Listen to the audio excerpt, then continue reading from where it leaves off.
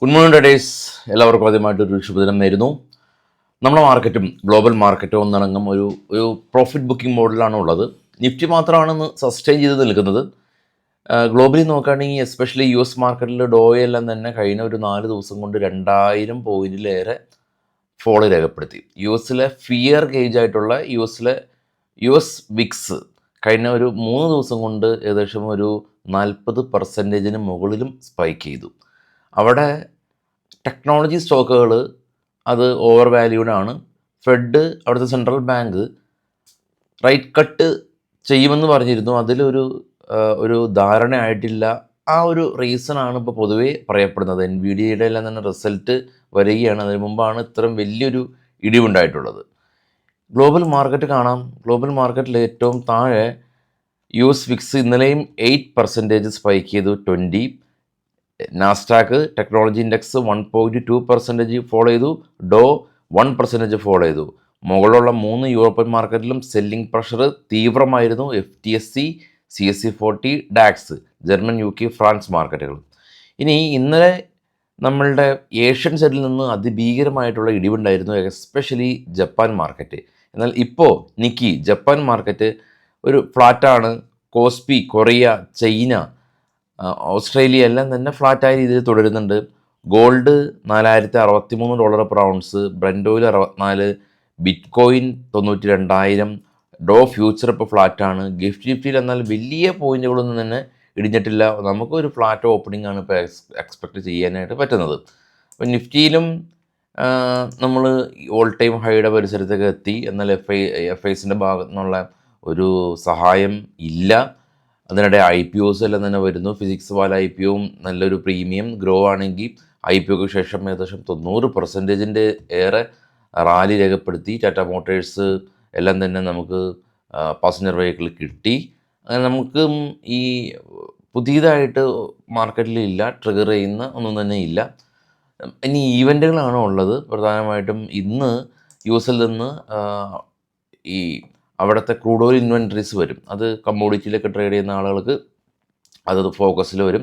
അപ്പം നമുക്ക് കമ്മോഡിറ്റിയിലൊക്കെ ഗോൾഡും ക്രൂഡൊക്കെ എല്ലാം തന്നെ ട്രേഡ് ചെയ്യാൻ സാധിക്കും. നമുക്ക് അതും നമ്മളുടെ നിലവിലുള്ള ബ്രോക്കർ ഉപയോഗിച്ചിട്ട് തന്നെ ഫോറക്സിലല്ലാതെ നമ്മുടെ MCXൽ മൾട്ടി കമ്മോഡിറ്റി എക്സ്ചേഞ്ചിൽ നമുക്ക് ഗോൾഡ് ട്രേഡ് ചെയ്യാം, അതല്ലെങ്കിൽ ക്രൂഡ് ഓയിൽ ട്രേഡ് ചെയ്യാം, ഇന്ത്യൻ ബ്രോക്കർ ഉപയോഗിച്ചിട്ട് ട്രേഡ് ചെയ്യാം. രാത്രി 11:30 വരെയൊക്കെ ആ ട്രേഡ് ഉണ്ട്.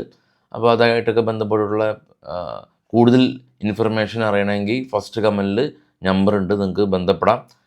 ഇനി ഇന്നത്തെ കുറച്ച് സ്റ്റോക്കുകളുടെ വാർത്തകളിലേക്ക് പോകുമ്പോൾ TCS ആയിട്ട് ബന്ധപ്പെട്ടുള്ള ന്യൂസാണ്. TCSന് ഒരു 5 ഇയർ ഓർഡർ ലഭിച്ചിട്ടുണ്ട്. ക്ലൗഡ് ഇൻഫ്രാസ്ട്രക്ചർ ഡെവലപ്പ് ചെയ്യുന്നതിന് വേണ്ടിയിട്ട് UK നിന്നാണ് ഓർഡർ ലഭിച്ചിട്ടുള്ളത്. ഇൻഫോസിസ് അതിൻ്റെ 12,000 കോടിയുടെ ഷെയർ ബൈബാക്ക് അവർ ചെയ്യുന്നുണ്ട്. ടെൻഡർ റൂട്ടാണ്. ടെൻഡർ എന്ന് പറയുന്നത് നമ്മുടെ ഡിമാറ്റിൽ നിന്ന് ബൈ ചെയ്യുന്നത്. അപ്പോൾ ഷെയർ ബൈബാക്ക് ചെയ്യുന്നത് ഇപ്പോൾ ഇൻഫോസിസ് ട്രേഡ് ചെയ്യുന്നത് 1400, അവർ ബൈ ചെയ്യാൻ ഉദ്ദേശിക്കുന്നത് 1800. അപ്പോൾ നമ്മളത് അപ്ലൈ ചെയ്യണം. അപ്ലൈ ചെയ്യുമ്പോൾ നമ്മുടെ ഡിമാറ്റിൽ നിന്ന് അവർ എടുക്കും, നമുക്ക് പൈസ കിട്ടും. പക്ഷേ അപ്ലൈ ചെയ്യുന്ന എല്ലാവർക്കും കിട്ടണമെന്നൊന്നും നിർബന്ധമില്ല. ചോയ്സ് ഇൻ്റർനാഷണൽ കമ്പനി അവർ അയോല കൺസൾട്ടി കമ്പനീനെ 200 കോടി രൂപയ്ക്ക് അക്യൂർ ചെയ്തു. എസ്കോട്ട് കുബൂത്ത കമ്പനി കാർഷിക മേഖലയിലെ ട്രാക്ടർ കമ്പനിയാണ്. അപ്പോൾ അവർ 3rd ജനറേഷൻ ട്രാക്ടർ വികസിപ്പിച്ചു. HUL കമ്പനി അവരുടെ ക്വാളിറ്റി ഐസ്ക്രീമിൻ്റെ എല്ലാം തന്നെ ഡീമർജർ ആയിട്ടുണ്ട്. അപ്പോൾ നമ്മളുടെ ഷെയർ ഹോൾഡേഴ്സിന് അത് December 5 കിട്ടും നമ്മുടെ ഡിമാറ്റിൽ. GR ഇൻഫ്രാ പ്രൊജക്റ്റ് കമ്പനീനെ സംബന്ധിച്ചുള്ളത് ഒരു വെസ്റ്റേൺ റെയിൽവേ പ്രൊജക്റ്റ് കമ്പനിക്ക് ലഭിച്ചിട്ടുണ്ട്. ആസാദ് എൻജിനീയറിംഗ് കമ്പനി ഇവർ പാർട്ട് വിറ്റ്സ്നി കാനഡ എന്ന് പറഞ്ഞൊരു കമ്പനിയായിട്ട് ഒരു പുതിയ ജോയിൻറ്റ് വെഞ്ചർ കോൺട്രാക്റ്റ് സൈൻ ചെയ്തു. ഗോയൽ കൺസ്ട്രക്ഷൻ കമ്പനി 173 കോടി രൂപയുടെ ഓർഡർ ലഭിച്ചു. HCL ടെക് IT കമ്പനിയാണ്. അവർ കാനഡയിൽ അവരുടെ പുതിയ ഓഫീസ് ഓപ്പൺ ചെയ്തു. ആദൽ റെയിൽ ടെക് കമ്പനി 49 കോടി രൂപയുടെ ഓർഡർ ലഭിച്ചു. സൂപ്പർജിത്ത് എൻജിനീയറിംഗ് കമ്പനി $1 മില്യൺ ഒരു എഗ്രിമെൻറ്റ് US ബേസ്ഡ് ആയിട്ടുള്ള ബ്ലൂ ബ്രാക്ക് കമ്പനിയായിട്ട് സൈൻ ചെയ്തു. വാരേസ് എനർജി കമ്പനി ഇവരുടെ ഇൻകം ടാക്സ് ഡിപ്പാർട്ട്മെൻറ്റ് കമ്പനിയുടെ ഓഫീസിൽ ഒരു റെയ്ഡ് നടത്തി എന്നുള്ള ന്യൂസുകളാണ് ഇപ്പോൾ നമ്മൾ കളക്ട് ചെയ്തിട്ടുള്ളത്. നമുക്ക് ഒരു ടെലഗ്രാം ചാനലുണ്ട് ന്യൂസുകൾ കിട്ടുന്നത്, കൂടാതെ തന്നെ നമ്മൾ റീലുകളൊക്കെ ഷെയർ ചെയ്യുന്ന ഒരു ഇൻസ്റ്റാഗ്രാം ചാനലും ഉണ്ട്. രണ്ടും നിങ്ങൾ സെർച്ച് ചെയ്യേണ്ട.